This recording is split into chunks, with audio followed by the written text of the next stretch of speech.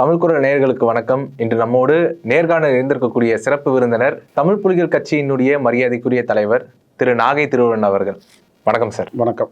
அருந்ததிரி உள்ளிட்ட தலித் மக்களுக்கு உள் இடஒதுக்கீடு கொடுக்கக்கூடாது அப்படின்னு தொடுத்த மனுக்கள் மேல தீர்ப்பு வந்திருக்குது. அதாவது அருந்ததிரி உள்ளிட்ட பட்டியலின மக்களுக்கு கொடுத்த அந்த இடஒதுக்கீடு அப்படிங்கிறது செல்லுபடியாகும் அப்படின்னு சொல்லி தீர்ப்பு வந்திருக்கிறது. இந்த தீர்ப்பை பற்றி தங்களுடைய கருத்து? ஆமாம், நேற்றைய முன்தினம் உச்சநீதிமன்றம் வழங்கியிருக்கிற இந்த தீர்ப்பு என்பது ஒரு வரலாற்று சிறப்புமிக்க தீர்ப்பாக தமிழ் புலிகள் கட்சி கருதுகிறது. ஏன்னா அது வெறுமனையாக அருந்ததியர் உள்ளிட ஒதுக்கீடு அப்படிங்கிற மாதிரி குறுகி பார்க்காம இந்தியா முழுவதும் பரவி கிடக்கிற பட்டியலின மக்களுக்குள் அந்தந்த மாநிலத்தில் பட்டியல் இன மக்களுக்குள்ளாகவே பின்தங்கி இருக்கிற கல்வி வேலை வாய்ப்பில் முன்னேற முடியாது இருக்கிற சமூக மக்கள் எல்லாம் முன்னேறக்கூடிய அளவில் இந்த சட்டம் செல்லும் என்கிற தீர்ப்பை வழங்கியிருக்கிறது. எனவே இந்த சட்டத்தை பயன்படுத்தி இந்தியாவில் உள்ள அனைத்து மாநிலங்களிலும் இது போன்ற சட்டங்களை நிறைவேற்றி இடஒதுக்கீட்டை நுகர முடியாத எல்லா தரப்புப்பட்ட மக்களும் இடஒதுக்கீட்டை நுகரக்கூடிய ஒரு வாய்ப்பை அந்தந்த மாநில அரசுகள் உருவாக்க வேண்டும் என்பது இந்த தீர்ப்பின் வாயிலாக சொல்லப்படுகிற மிக முக்கியமான செய்தியாக நாங்கள் பார்க்கிறோம். குறிப்பாக பாராளுமன்றத்திலேயே இது போன்ற ஒரு சட்டத்தை நிறைவேற்றி இடஒதுக்கீட்டினுடைய நோக்கத்தை நாம் நிறைவேற்றணும் அப்படிங்கிறத நான் இங்கே பதிவு செய்கிறேன். ஏன்னா இடஒதுக்கீடு கொண்டு வந்ததற்கான நோக்கமே யாரெல்லாம் முன்னேற முடியவில்லையோ, கல்வி வேலை வாய்ப்பில் உள்ளே நுழைய முடியவில்லையோ அவர்களுக்கெல்லாம் இந்த வாய்ப்பை வழங்குவது. இடஒதுக்கீட்டினுடைய சாராம்சத்தை பொறுத்த மட்டும் வாய்ப்பு மறுக்கப்பட்ட சமூகங்களுக்கு வாய்ப்பு வழங்குவதனுடைய அடிப்படை தான் இடஒதுக்கீடு. எனவே இது போன்ற சட்டங்களின் மூலமாக மறுக்கப்பட்ட சமூகங்கள் எல்லாம் பயன்படையக்கூடிய ஒரு முக்கியமான வரலாற்று சிறப்புமிக்க தீர்ப்பு.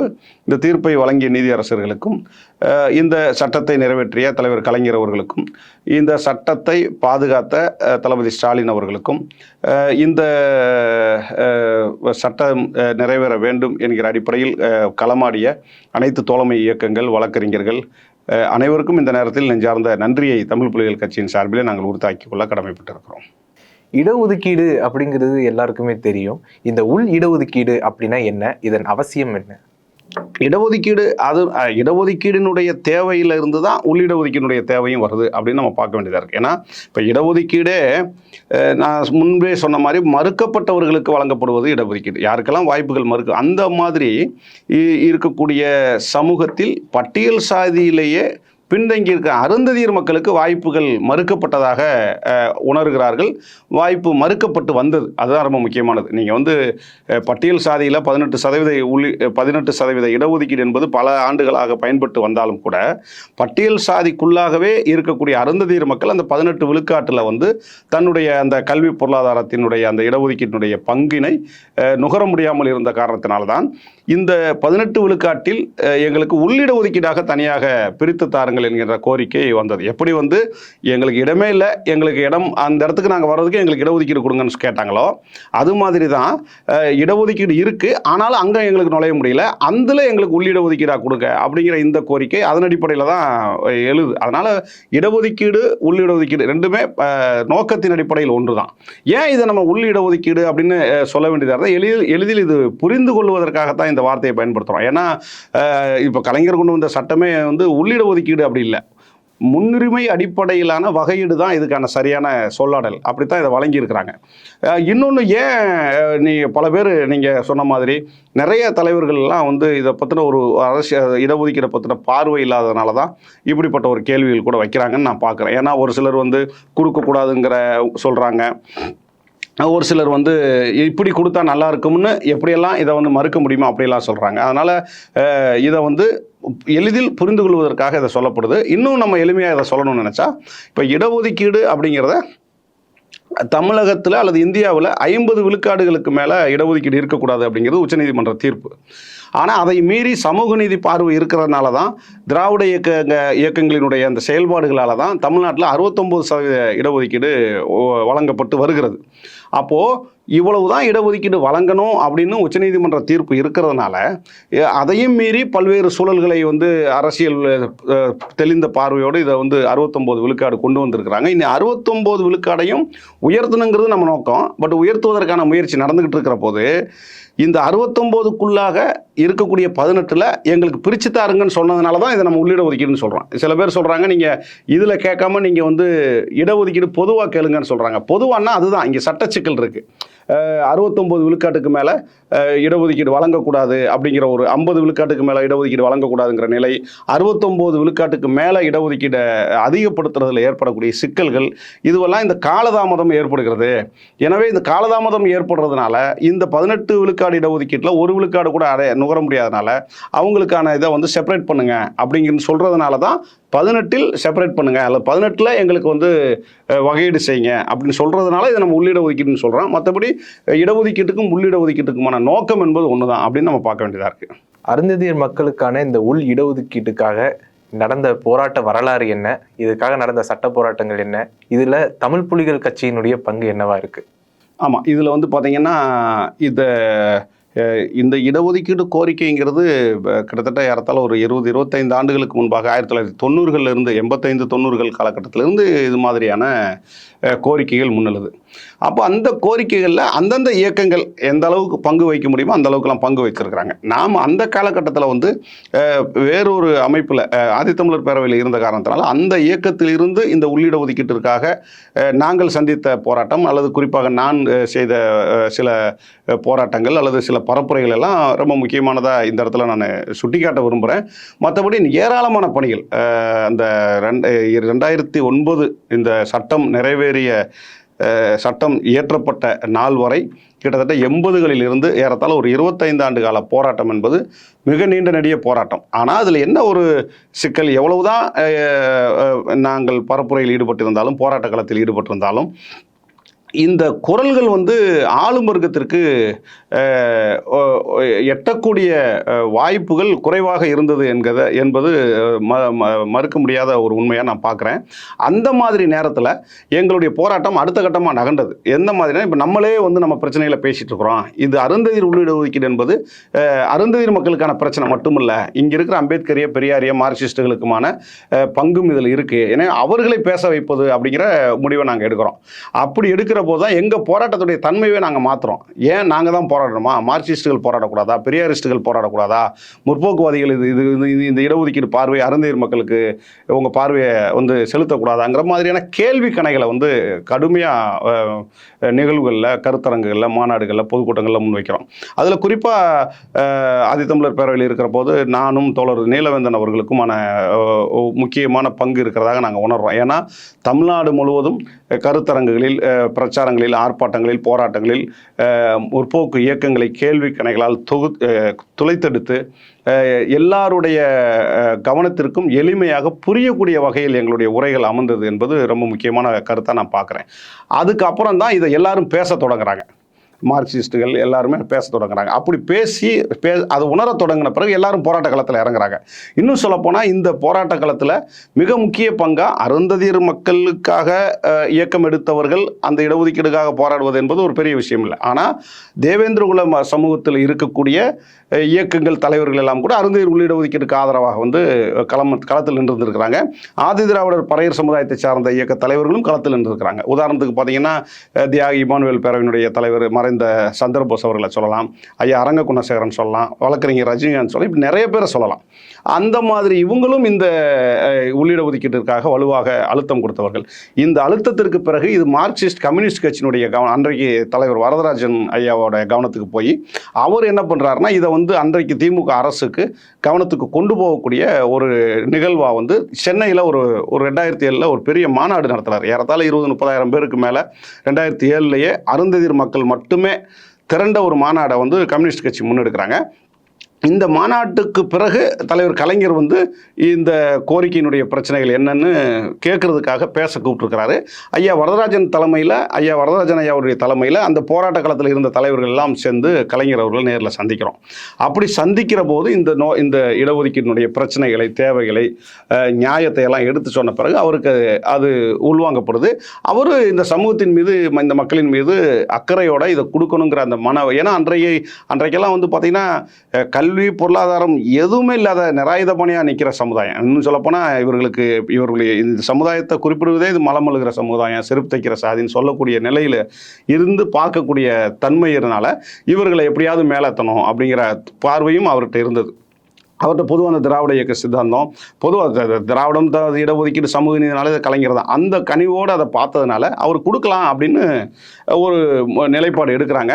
ஆனால் கொடுப்பதில் ஏற்படக்கூடிய சட்ட சிக்கல் ரொம்ப முக்கியமானதுன்னு கலைஞர் அன்னைக்கு அப்போவே தொலைநோக்கு பார்வையோட யோசிக்கிறார். அப்போ அந்த சட்ட சிக்கலை எப்படி சரி பண்ணுவதுங்கிறதா இப்போ எழக்கூடிய ஒரு முக்கியமான பிரச்சனை. ஏன்னா அதுக்கு முன்னால் உங்களுக்கு வந்து 2000 வழங்கப்பட்டு 2005 ஆந்திராவில் வந்து இதே மாதிரி செப்பரேட் ஏபிசிடிங்கிற அளவில் வகையறிச்சு கொடுத்த உள்ளிட ஒதுக்கீடு அங்கே நீதிமன்றத்தால் ரத்து செய்யப்பட்டிருக்கு. அந்த மாதிரியான சட்ட சிக்கல்கள் எல்லாம் ஆய்வு செஞ்சு கொடுக்கணுங்கிற அடிப்படையில் நல்ல ஒரு தொலைநோக்கு சிந்தனையோட ஜனார்த்தன் கமிட்டி அமைச்சு அந்த கமிட்டியின் மூலமாக வந்து நிறைய ஆதரவுகளை தரவுகள் எல்லாம் திரட்டி பாப்புலேஷன் உள்ளிட்ட கல்வி வேலைவாய்ப்பில் இவங்க எப்படியெல்லாம் புறக்கணிக்கப்பட்டிருக்காங்கிறதெல்லாம் தரவுகளை தயார் செஞ்சு அந்த கமிட்டி பரிந்துரை பண்ணி கமிட்டியின் மூலமாக இடஒதுக்கீடு வழங்குறோம் அப்படிங்கிற மாதிரியான ஒரு அருமையான ஒரு திட்டத்தை வந்து சட்டத்தை வந்து கலைஞர் கொண்டு வந்தார். அப்படி தொலைநோக்கு பார்வையோடு இவ்வளவு நெடிய பின்னணிக்கு பிறகு இந்த சட்டம் கொண்டு வந்ததுனால தான் இன்னைக்கு வந்து இந்த சட்டம் வந்து களத்தில் நிற்கிது. ஏன்னா இப்போ நீங்கள் இதை நான் திரும்ப சொல்கிறேன்னா, இப்போ அண்மையில் வன்னியர்களுக்கான இடஒதுக்கீடு வந்து எடுத்தோம் கவிழ்த்தோங்கிற அடிப்படையில் எடப்பாடி அவர்கள் கொடுத்ததுனால தான் அது நீதிமன்றத்தில் இன்னைக்கு அது கேள்விக்குறியாக இருக்குது. இந்த மாதிரி சிக்கல்லாம் முன்பே வந்துடக்கூடாதுங்கிறத ஒரு தொலைநோக்கு பார்வையோட அன்னைக்கே தலைவர் கலைஞர் கொடுத்தாருங்கிறதுக்காக நான் அதை கூப்பிடுறேன். அப்படிப்பட்ட ஒரு உச்சநீதிமன்றத்தாலேயே புறக்கணிக்க முடியாத அல்லது செல்லுபடி ஆகாது என்று சொல்ல முடியாத அளவிற்கு ஒரு வகையான சட்டத்தை, மிகச்சிறந்த சட்டத்தை தலைவர் கலைஞர் உருவாக்கி கொடுத்தாருங்கிறது ரொம்ப முக்கியமானது. எனவே இந்த போராட்டம் என்பது ஏறத்தாழ 20-30 ஆண்டு கால போராட்டத்தினுடைய நீட்சி. இந்த போராட்டத்தில் பிறகு என்னன்னு பார்த்தீங்கன்னா, சட்டம் கொடுத்தப்பட்ட பிறகு அதனுடைய பயனை நுகரத் தொடங்கிய பிறகு இந்த சட்டம் அது வரைக்கும் கொடுக்கவே கூடாதுன்னு போராடிக்கிட்டு இருந்தவங்க ஒரு சிலர் பின்னால் வந்து கொடுத்தது சட்டப்படி குற்றம், சட்டப்படி இது செல்லாது, இது வந்து ஆர்டிகல் 14க்கு எதிரானது அப்படிங்கிற மாதிரி சில சட்ட பிரிவுகளை எடுத்துக்கிட்டு இந்த சட்ட பிரிவுகளின் அடிப்படையில் இது வந்து செல்லாதுன்னு சொல்லி சென்னை உயர்நீதிமன்றம் மதுரை கிளையில் வழக்கெல்லாம் தொடுத்தாங்க. இப்போ அந்த வழக்கில் மதுரை உயர்நீதிமன்ற சுப்பையா அப்படிங்கிறவர், ராஜசேகர் சுப்பையாங்கிறவர் வழக்கு தொடுத்தார். சென்னையில் வந்து டாக்டர் மருத்துவர் கிருஷ்ணசாமி வழக்கு தொடுத்தார். இப்படி நிறைய வழக்குகள் வந்து ஆதரவாகவும் எதிராகவும் வழக்கு தாக்கல் செய்யப்பட்டது. நீங்கள் சொன்ன மாதிரி இந்த தமிழ் புலிகளுக்கு இதில் என்ன ரோல்னா, தமிழ் புலிகளுக்கு முன்னால் இன்றைக்கி தலைவராக இருக்கிற நாகை திருவள்ளுவன் இதுக்கு முன்னாடி ஆதித்தமிழர் பேரவையிலிருந்து ஏராளமான பிரச்சனைகள் வழக்குகள் இதெல்லாம் பண்ணின பிறகு நாங்கள் இந்த சட்டம் கிடைக்கிற வரைக்கும் நம்ம வந்து இந்த போராட்டத்தை முன்னெடுக்கணும்னு சொன்ன பிறகு கிடைச்ச பிறகு சில சூழ்நிலை காரணமாக நம்ம ஒரு இயக்கம் எடுக்கிறோம். அந்த இயக்கத்தில் இருந்து இந்த இடஒதுக்கீடு வந்து கிடைக்கப்பட்ட பிறகு இது பாதுகாப்பதற்காக எடுக்கப்பட வேண்டிய போராட்டம் மிகப்பெரிய நீண்ட நெடிய போராட்டமாக நம்ம பார்க்க வேண்டியதாக இருக்குது. அதில் தமிழ் புலிகளுடைய பங்கு தவிர்க்க முடியாத ஒன்றாகவும் நான் பார்க்குறேன். ஏன்னா குறிப்பாக அன்றைக்கு நான் நீதிமன்றத்தில் வழக்கறிஞராக இருக்கிற போது மதுரை உயர்நீதிமன்ற கிளையில் வந்து வழக்கு தாக்கல் செய்கிறாங்க. அப்போ வந்து அந்த வழக்கில் வந்து என்னுடைய பெயரில் தமிழ் புலிகள் கட்சியினுடைய சார்பில் என்னுடைய பெயரில் ஒரு மனு தாக்கல் செய்யப்பட்டு என்னுடைய சார்பில் அல்லது தமிழ் புலிகள் கட்சியின் சார்பில் மதுரை உயர்நீதிமன்ற கிளையில் வந்து பிரபுராஜதுரைன்னு சீனியர் அட்வொகேட் அவங்கள வந்து நம்ம வந்து இந்த வழக்கில் வந்து ஆஜராக சொல்கிறோம். மிக அற்புதமான வாதங்களை வந்து அவங்க எடுத்து வச்சாங்க மதுரை ஹைகோர்ட்டில். அதே போல் ஒவ்வொருத்தரும் நீங்கள் வந்து பார்த்தீங்கன்னா அந்த வழக்கறிஞர்களுக்குன்னு, நான் ஒரு வழக்கறிஞராக இருந்து சொல்கிறேன், வழக்கறிஞர்களுக்குன்னு ஒரு ரோல் இருக்குது. அது ரொம்ப அற்புதமான ரோல். ஏன்னா அதை நான் மதுரையில் கண்கூட பார்த்தேன். ஒவ்வொரு முற்போக்கு வழக்கறிஞர்களும், அது வழக்கறிஞர் லஜபதி ராயாக இருக்கட்டும் அல்லது அவர் அஜ்மல் கான் வழக்கறிஞராக இருக்கட்டும், இன்றைக்கு நீதிபதியாக இருக்கிற ஜிஆர் சுவாமிநாதன் ஐயாவாக இருக்கட்டும், இப்படி நிறைய வழக்கறிஞர்கள் வந்து பார்த்தீங்கன்னா உணர்வோடு, அதாவது அருந்ததியர் மக்களினுடைய நியாயத்தை நாங்கள் எப்படி மக்கள் மன்றத்தில் பிரதிபலிக்கிறோமோ அது மாதிரி நீதிமன்றத்தில் அழகாக பிரதிபலித்து இந்த சட்டத்தினுடைய நியாயத்தை மதுரை உயர்நீதிமன்ற கிளையில் தக்க வச்சாங்க அப்படிங்கிறது ரொம்ப முக்கியம். எனக்கு தெரிஞ்சு எந்த வழக்கறிஞர்களும் என்ன சொல்கிறது, ஃபீஸே வாங்காமல், நிதியே வாங்காமல், இதே வாங்காமல் வழக்கு நடத்தின பெருமை வந்து வழக்கறிஞர்களுக்கு உண்டு, சுப்ரீம் கோர்ட்டில் வழக்கறிஞர்களுக்கும் உண்டு. அதையும் நம்ம மறுக்க முடியாது. ஏன்னா அப்படி நீதிமன்றத்தில் வந்து நம்ம அவ்வளவு பிரச்சனைகளை கையாண்ட பிறகு அந்த தீர்ப்பு வந்து வருது மதுரை உயர்நீதிமன்ற கிளையில். அது என்னவா வருதுன்னா, இந்த வழக்கு இதே மாதிரியான ஒரு வழக்கு வந்து பஞ்சாப் ஹரியானா மாநிலத்தினுடைய வழக்கு சுப்ரீம் கோர்ட்டில் நடக்குது. அதனால் இந்த சுப்ரீம் கோர்ட்டில் தீர்ப்பு வர வரை இந்த வழக்கு தீர்ப்புக்கு தள்ளி வைக்கப்படுகிறது. அது வரைக்கும் உள்ளிட ஒதுக்கீடு நடைமுறையில் இருக்குங்கிற ஒரு தீர்ப்பு. அது முதல் கட்ட வெற்றி. மதுரை உயர்நீதிமன்ற கிளையில் பெறப்பட்ட முதல் கட்ட வெற்றி. அது அப்படியே இந்த கேஸ் வந்து போஸ்டல் ஆகுது. திரும்ப வந்து போஸ்ட் ஆன பிறகு அதுக்கப்புறம் சென்னையில் வழக்கறிஞர் இவர் மருத்துவர் ஐயா கிருஷ்ணசாமி அவர்கள் வழக்கு தொடுக்கிறாங்க. அப்போ நம்ம என்ன பண்ணுறோம், சென்னையில் மருத்துவர் வழக்கு தொடுத்தப்பட்ட பிறகு இந்த வழக்கை இது ஏற்கனவே மதுரை உயர்நீதிமன்ற கிளையால் உச்சநீதிமன்றத்தில் தீர்ப்புக்காக காத்திருப்பதில் போட்டதுனால இதையும் கொண்டு வந்து அங்கேயே வைக்கணும்னு சொல்லி இப்போ நம்மளே என்ன பண்ணுறோம், வழக்கறிஞர் சரவணன் அவர் மதுரை உயர்நீதிமன்றத்திலையும் மனுதாரராக, இன்னும் சொல்லப்போனால் ரொம்ப முனைப்போட களத்தில் இருந்தவர். யசோதா அந்த அம்மா வழக்கறிஞர் தான், அவங்களுடைய பேரில் வழக்கறிஞர் சரவணன் ஆஜரானார். அது ரொம்ப முக்கியமானது. அவரே என்ன பண்ணிடுறாரு, இந்த மதுரை உயர்நீதிமன்ற கிளையும் சரி சென்னை உயர்நீதிமன்ற இந்த வழக்குகளை மொத்தமாகவே நீங்கள் சுப்ரீம் கோர்ட் கொண்டு போயிருங்கன்னு மனு தாக்கல் சுப்ரீம் கோர்ட்டில் பண்ணுறோம். அந்த சரவணனுங்கிற வழக்கறிஞர் வந்து அங்கே தாக்கல் பண்ண பிறகு ஒட்டுமொத்தமாக இந்த கேஸே சுப்ரீம் கோர்ட்டுக்கு போயிடுது. அப்போ சுப்ரீம் கோர்ட்டில் இதே மாதிரி ஒவ்வொரு இயக்கங்களும் தன்னுடைய பேரில் மனு தாக்கல் செய்கிறாங்க. சுப்ரீம் கோர்ட்டில் தாக்கல் செய்து இதே வழக்கறிஞர் சரவணன் தாக்கல் செய்கிறாங்க. ஒவ்வொரு அமைப்புகளும் தாக்கல் செய்கிறாங்க. மதுரை சென்னை உச்சநீதிமன்றத்திலும் தமிழ் புலிகள் கட்சி தமிழ் புலிகளின் சார்பாக ஒரு மனு தாக்கல் செய்கிறது. இந்த வழக்கில் வந்து எங்களுடைய நியாயத்தை கேட்கணும், எங்களுடைய வாதங்களை வந்து நீங்கள் ஏற்றுக்கணும்னு சொல்லி மனு தாக்கல் செய்கிறோம். அந்த மனு தாக்கலில் எங்களுக்கு உச்சநீதிமன்றத்தில் வழக்கறிஞர்கள் வந்து எங்கள் அமைப்பின் சார்பாக ஆஜரானாங்க. அதில் ரொம்ப குறிப்பாக சீனியர் அட்வொகேட் பாரிவேந்தன், என்னுடைய நண்பரும் வழக்கறிஞருமான பிரபு ராமசுப்ரமணியன், அவருடைய இளவல் மனோஜ்குமார் போன்ற வழக்கறிஞர்கள் எங்களுக்கு சுப்ரீம் கோர்ட்டில் ஆஜரானாங்க. இவர்கள் இங்கே சுப்ரீம் கோர்ட்டில் ஒரு மிகப்பெரிய போராட்டம். அதே மாதிரி அங்கே இருக்கிற முற்போக்கு வழக்கறிஞர்கள் நியாயத்தின் பக்கம் நின்று அங்கே தன்னுடைய சரியான வாதங்களை முன் வச்சதனுடைய அடிப்படையில் இந்த தீர்ப்பு வந்து இப்போ நமக்கு கிடைக்கப்பட்டிருக்கிறது. ஏன் இதை நான் குறிப்பிட்றேன்னா, உள்ளிட ஒதுக்கீடு கிடைப்பதற்கு முன்பு மக்கள் போராட்டம், கிடைத்த பிறகு சட்ட போராட்டம். மக்கள் போராட்டத்திலும் சரி சட்ட போராட்டத்திலும் சரி தமிழ் புலிகள் மிக சிறப்பான தன்னுடைய கடமையை செய்திருக்கிறது அப்படிங்கிறத இங்கே பதிவு செய்யப்பட்ட பிறகு இதனுடைய தொடர்ச்சியாகத்தான் இப்படிப்பட்ட ஒரு தீர்ப்பை நம்ம பெற்றிருக்கிறோம். இந்த தீர்ப்பு இந்த மக்களுக்கு கிடைக்கக்கூடிய ஒரு வரப்பிரசாதம்னு சொல்லக்கூடிய அளவிற்கு ஒரு முக்கியமான தீர்ப்பாக நம்ம பார்க்க வேண்டியதாக இருக்குது. இப்படித்தான் இந்த இடஒதுக்கீடு, குறிப்பாக அருந்ததியர் உள் இடஒதுக்கீடு வரலாறு என்பது கடந்து வந்திருக்கு. தலித்துகளுடைய இடஒதுக்கீட்டில் வந்து பார்த்தீங்கன்னா இந்த கிரீமி லேயர் அப்படின்னு சொல்லக்கூடிய அந்த முறையை வந்து ஃபாலோ பண்ணணும். ஏன்னா ஏற்கனவே ஓபிசி பிரிவில் வந்துட்டு இது ஃபாலோ பண்ணப்பட்டது. இது எஸ்சி/எஸ்டிகளுக்கும் ஃபாலோ பண்ணணும் அப்படின்னு சொல்லி உச்சநீதிமன்றத்தினுடைய நீதிபதிகள் 4 பேர் கருத்து தெரிவிச்சிருக்கிறாங்க. அது பற்றி உங்களுடைய பார்வை? இந்த தீர்ப்புக்கு பிறகு வரக்கூடிய சிக்கல்களில் இது ஒன்று. தீர்ப்பு நல்ல வரவேற்க தகுந்த தீர்ப்பு. அந்த தீர்ப்புகளில் தன்னுடைய கருத்தாக இந்த கிரீமி லேயர் தொடர்பான கருத்தை பதிவு பண்ணி இருக்கிறதுங்கிறது கொஞ்சம் உன்னிப்பாக கவனிக்க வேண்டிய ஒன்று. எங்களை பொறுத்த மட்டும் அந்த கருத்தை நிராகரிக்க வேண்டிய கருத்து அப்படின்னு நம்ம பார்க்குறோம். அதை வந்து நம்ம ஏற்க வேண்டியதில்லை. அப்படி ஏற்க வேண்டியதில்லை. அந்த கருத்து மிக மோசமான பின் விளைவுகளை உருவாக்கக்கூடிய கருத்தாக நம்ம பார்க்குறோம். அதே போல் அந்த கருத்தில் ரொம்ப எச்சரிக்கையாக கையாளணுங்கிறதையும் நம்ம பார்க்குறோம். ஏன்னு கேட்டிங்கன்னா, ஓபிசிக்கு வழங்கப்பட்டிருக்கிற கிரீமி லேயரை போல எஸ்சி/எஸ்டி மக்களுக்கு கொண்டு வந்தால் நல்லா இருக்கும்னு ஒரு வெளிப்பார்வையில் சரி என்று படுவதைப் போல அவர்கள் உச்சரித்த அந்த வார்த்தைகள் என்பது, அந்த வார்த்தைகளுக்கு பின்னால் ஒரு அரசியல் இருக்குமோ என்கிற ஒரு ஐயப்பாடு நமக்கு இருக்கிறது. அது ரொம்ப கவனிக்க வேண்டிய விஷயமா இருக்குது. ஏன்னா இந்த சிந்தனை அல்லது இந்த கருத்துக்கள் பொதுவாக பிஜேபி சங் பரிவார் இயக்கத்தை சார்ந்தவர்கள் வைக்கக்கூடிய ஒரு கருத்து. அப்போது நம்ம இதில் கொஞ்சம் கவனமாக இருக்குது. ஏன்னா அந்த கிரீமி லேயருங்கிறது ஒரு காலத்திலையும் எஸ்சி/எஸ்டி மக்களுக்கோ பிசி/எம்பிசி மக்களுக்கோ எதிரானது அப்படிங்கிறத நான் முதல்ல இங்கே பதிவு செய்யணும். ஓபிசி மக்களுக்கு முதல்ல இது பொருளாதார அடிப்படையிலான இடஒதுக்கீடு வழங்கியிருப்பதே முதல்ல திரும்ப பெறணுங்கிற நிலைப்பாட்டைகளில் இருக்கக்கூடிய நாம திரும்ப இதை எஸ்சி/எஸ்டிக்கும் ஏன் கொண்டு வரக்கூடாது அப்படின்னு சொன்னாங்கன்னா, நம்ம ரொம்ப அந்த கருத்தை வந்து உன்னிப்பாக கவனிக்க வேண்டிய செய்தியாக இருக்குது. அப்படி கொண்டு வரக்கூடாது. ஏன்னு கேட்டிங்கன்னா, இடஒதுக்கீடு என்பதே சாதியின் அடிப்படையில் வழங்கப்பட்டு இருப்பதுங்கிறது ரொம்ப முக்கியமான ஒன்று. ஏன்னா இவங்க வந்து பொருளாதாரத்தின் அடிப்படையில் இடஒதுக்கீடு ஏன் வழங்கக்கூடாதுன்னு கேட்குறாங்க. இது வந்து வெளியிலேருந்து பார்க்குறவங்களுக்கு எப்படின்னா அது நியாயம் மாதிரி தெரியும். ஒரே கம்யூனிட்டியில் இருக்கிறாங்க, அவன் பணக்காரனாக இருக்கான், அவன் ஏழையாக இருக்கிறான், 2 பேரும் ஒன்றா, ஏன் வந்து அவன் தான் ஒரு முறை இடஒதுக்கீடை பயனளிச்சிட்டான்ல, ஒரு முறை அவன் தாசில்தார் ஆகிட்டான்ல, ஒரு முறை அவன் வந்து கலெக்டர் ஆகிட்டான்ல, ஏன் அவங்களுக்கு திரும்ப திரும்ப கொடுக்கணும் அப்படின்னு சொல்கிறதுங்கிறது நியாயம் மாதிரி தெரியும். ஆனால் அது உண்மை அல்ல. அது ரொம்ப முக்கியமாக கவனிக்க வேண்டிய விஷயம். ஏன்னா இவங்க வந்து பார்த்திங்கன்னா இந்த பொருளாதார அளவுகோல் இருக்குல்ல, பொருளாதார அளவுகோலே வந்து மோசமானது. அந்த அளவுகோலையும் இவங்க என்ன பொருளாதாரம் வச்சுருவாங்க அப்படின்னா, ஒரு அரசு ஊழியர், ஒரு வீட்டில் 2 பேர் அரசு ஊழியர் ஆயிட்டாலே அவங்களுக்கு இடஒதுக்கீடை ஸ்டாப் பண்ணுங்கன்னு சொல்ல வர மாதிரியான கருத்து தான் இது. 2 பேர் அரசு ஊழியராக, இப்போ உதாரணத்துக்கு சாதாரணமாக ஒரு காவலராகவோ, சாதாரணமாக ஒரு அடிநிலை பணியில் இருக்கக்கூடிய அல்லது 4ஆம் நிலை பணி 3ஆம் நிலை பணியில் இருக்கக்கூடியவங்க 2 பேர் அரசு ஊழியர் வாங்கினாலே அவன் சொல்கிற அந்த அளவுகோலில் வந்துடும். 2 பேர் அரசு ஊழியராக இருந்தாலுமே அவங்க ஏழைகள் தாங்கிறத ரொம்ப முக்கியம். அதையும் கிட ஏழைகள் இருக்கிறாங்கிறது வேற விஷயம். இதுவுமே ஒரு ஏழைகள் தான். ஏன்னா இதை நம்ம எப்படி பார்க்க வேண்டியதாக இருக்குன்னா, ஒன்று பொருளாதார அளவுகோல் என்கிற பெயரில் இடஒதுக்கீட்டை பிசி எம்பிசி எஸ்சி எஸ்டி மக்கள் பயனடையாமல் தடுக்கக்கூடிய ஒரு யுக்தியாக இதை நம்ம பார்க்க வேண்டியதாக இருக்குது. ஏன்னா பொருளாதாரம் வந்து ஒரு அளவுகோல் அல்ல.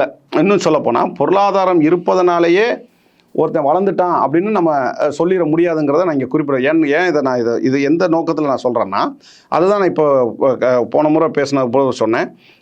ஒரு அரசு ஊழியர் ஆகிட்டாங்க அப்படிங்கிறதுனால அவன் பொருளாதாரத்தில் முன்னேறிட்டான், அவன் வந்து அடுத்த கட்டத்துக்கு வளர்ந்துட்டான்னு சொல்ல வராங்க. இப்போ நம்ம என்ன சொல்கிறோம்னா, இடஒதுக்கீடு கொடுக்கப்பட்டது சாதியினுடைய ஏற்றத்தாழ்வுகளை போக்குவதற்காக கொடுக்கப்பட்டது. இப்போது அந்த பொருளாதாரத்தில் முன்னேறினவனால் சாதிய ஏற்றத்தாழ்வுலேருந்து விடுபட முடியுமா அப்படின்னா விடுபட முடியாதுங்கிறது தான் யதார்த்தமான உண்மை.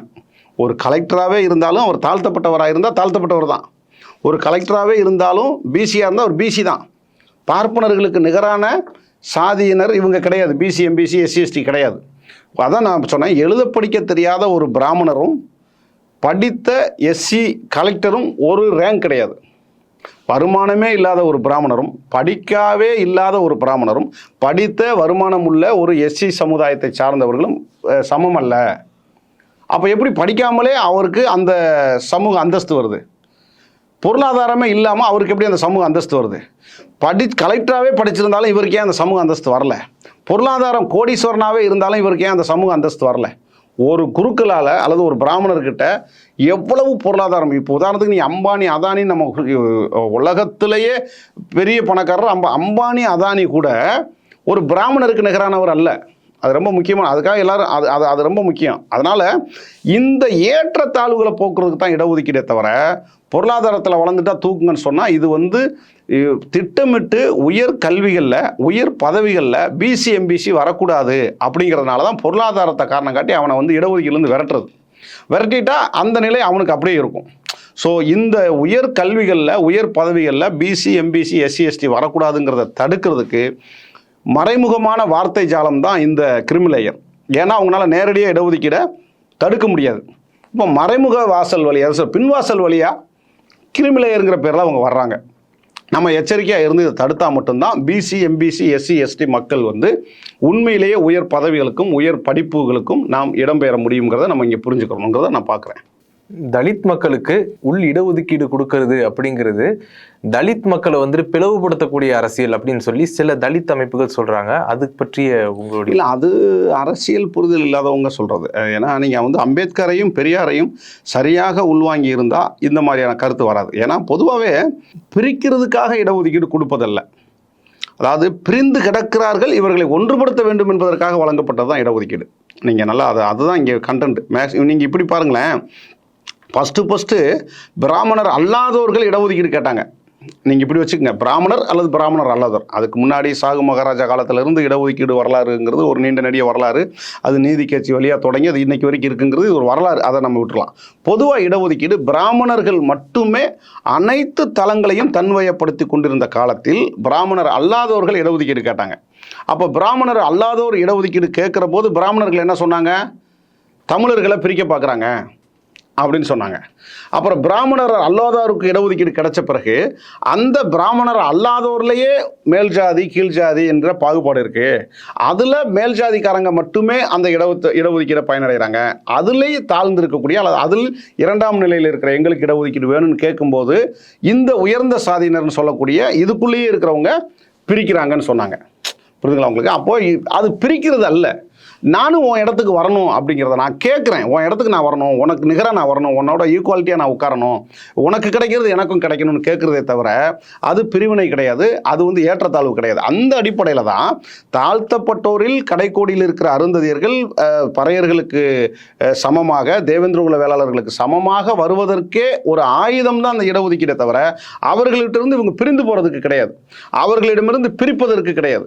இன்னும் சொல்லப்போனால் அருந்ததியர்கள் இதர சகோதரர்களாக இருக்கிற பறையர்களிடமும் தேவேந்திர குல வேளாளர்களிடமும் சமமாக இருக்க வேண்டும் என்பதற்காக ஒரு துடுப்புச்சீட்டு அல்லது ஒரு கருவியாகத்தான் இந்த இடஒதுக்கீடை பார்க்க வேண்டுமே தவிர இது பிரித்தாளும் சூழ்ச்சி அல்ல, இது பிரிவினைவாதம் கிடையாது. இது வந்து ஒரு இடஒதுக்கீட்டினுடைய பயனை